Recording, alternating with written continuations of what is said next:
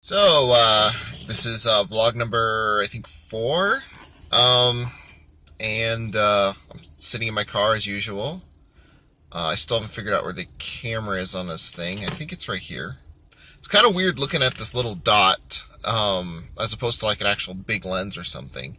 Definitely a little easier to talk to a camera than to a phone with a camera, but making it work.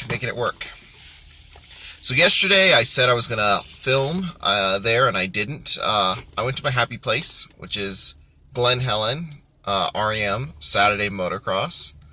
Have a good time seeing all the guys, hearing the stories. There's a lot of, a lot of classic professionals from back in the day that still come out and race at REM, and there's some guys out there filming.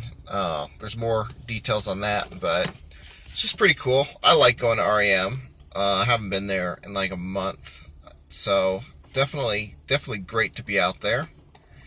So today I'm going to be talking about happiness, and I'm going to be talking about it because it's what's on my mind right now. I'm not generally a happy person, and I'll maybe explain to you why. So if you look on YouTube, if you look on in any bookstore, there's a million books on happiness. There's many videos on happiness. People are always trying to find happiness. Usually, the way things work is people are not happy. People are there's something wrong, and they feel something's off, and they're not satisfied. So they think that money will fulfill it, and they go out and they try to get money, or they try to get women or something else, and turns out stuff doesn't fulfill them. And so they think, okay, well, if that's not what I want, then that's not the key to happiness. Well, then what is the key to happiness? And what I found is that happiness isn't really the solution. Happiness is a drug. It's like women, it's like sex, it's like money, it's like junk food, it's like bodybuilding. I know I threw that one in there. If you do anything in excess, it's probably because there's something going on. And happiness actually is a drug. It's not a solution, and that's because happiness is a fleeting emotion. All emotions are not constants. They're not fully tangible. When people say they want happiness, generally what they're asking for is a hit, a dopamine high, off of something. And so when you say money doesn't buy happiness, well, yes, it does, but it only buys it for a limited amount of time. You go and you buy a brand new dirt bike. Oh, you're going to be happy as heck the first couple weeks. But unless you're actually out riding it, and unless you get something out of the actual activity of using it, you're no longer going to be happy about it.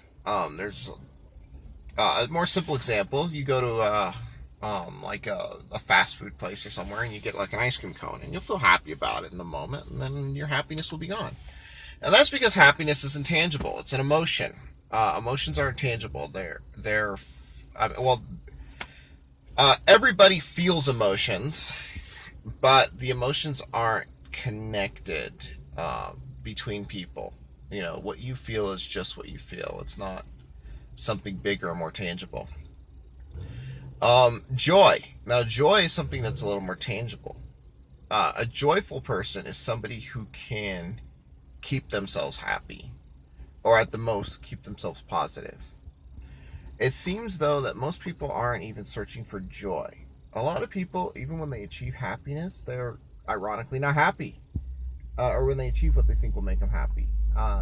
Same with joyfulness. It seems joyfulness is something that some people are joyful, some people are more stoic, some people are always disgruntled. Even though those are long-term states that you can be in, it seems like that's not really what people are searching for. Most people seem to be searching for being content, or being at peace. But because they don't know they're searching for this, they try to put something in the space of there's like a hole inside of them, and they're trying to fill that hole. And it just seems like people. I'm doing a lot of ums. I'm tired. Sorry, but it seems like people are misidentifying stuff, and that's a very big prevalent thing in culture these days. People, especially in modern Western society, we're great at measuring things, or we're great at gauging when something is wrong. We're terrible at actually fixing stuff. We're terrible at actually getting to the bottom of the issue. And the bottom of the issue with the whole happiness question is people actually don't know what they're looking for. People want to be at peace, and they want to be content, because happiness is a fleeting thing. When you're at peace, it's not a fleeting thing. But to be at peace means that you have to confront many issues that may be holding you back. Whether they're stressors, whether they're eating improperly, whether they're having no moral guidance. There's a lot that could be going on in your life that you're fully in control of, or you're at least partially in control of, that are keeping you from achieving the goal that you want.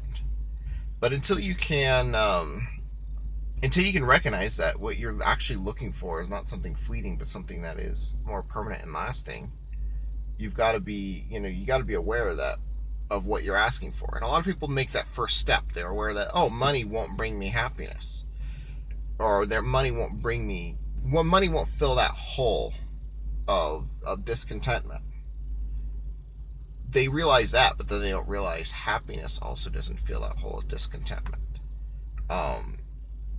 There has to be something more tangible, something more grounded. And I know this is kind of like an up in the air thing. It's not like something I can measure with any traditional tools, but just an observation, what I'm seeing. The people that are actually happy and genuinely happy are usually because they're joyful.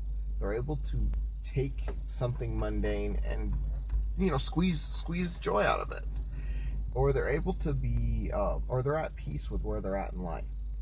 And happiness can be a symptom of that. It's not that you should never want happiness, it's just that you should understand happiness is not the goal. Happiness is a symptom, and it can be a drug. I mean, there are people who drink alcohol, people who enjoy drinking alcohol. I find I'll drink alcohol every once in a while, but I'm not addicted to it, and it's not a goal of mine. It doesn't solve my problems. No, it doesn't.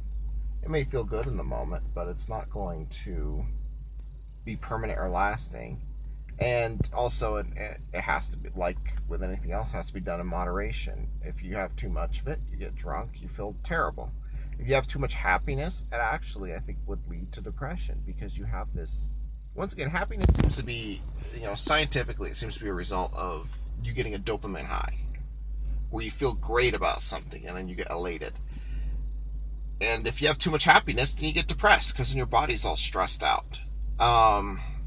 Whereas when you're at peace, that's something that is deeper and more solid, and that's something that won't go away. You can have various emotions while being at peace, but you really can't have multiple emotions. Be running multiple emotions at the same time and not get burnt out. I don't know if this video made any sense. I ran on way too long, but I don't know, my thoughts. Through these vlogs, I'm just kind of putting out my thoughts, and they're going to be very, very random, but I don't know, maybe this will turn into something. Well, until tomorrow, or when I have you guys next, maybe even later today, I have more thoughts, but I want to put them in a different video. I will talk to you later.